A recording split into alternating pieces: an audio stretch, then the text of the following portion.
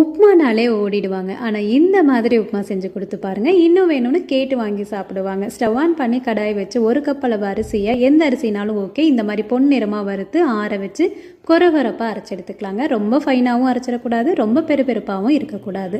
இப்போ stove on பண்ணி கடாய் வச்சு 1 டேபிள் ஸ்பூன் அளவு நான் கடலெண்ணெய் சேர்த்துருக்கேன். கடலெண்ணெய் நல்லா டேஸ்ட்டை கொடுக்கும். 1 டீஸ்பூன் கடுகு, 1 டேபிள் ஸ்பூன் அளவு கடலைப்பருப்பு, உளுந்தம்பருப்பு, 1/2 டீஸ்பூன் சீரகம். இது எல்லாத்தையும் வறுத்ததுக்கப்புறமா சின்ன வெங்காயம் 1 கைப்பிடி அளவு சேர்த்துக்கோங்க.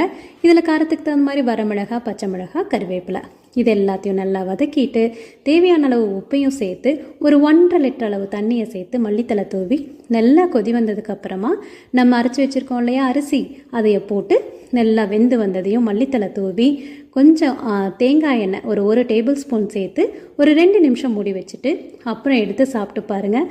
செம்ம சூப்பராக இருக்கும். அப்படியே சப்ஸ்கிரைபும் பண்ணிவிடுங்க.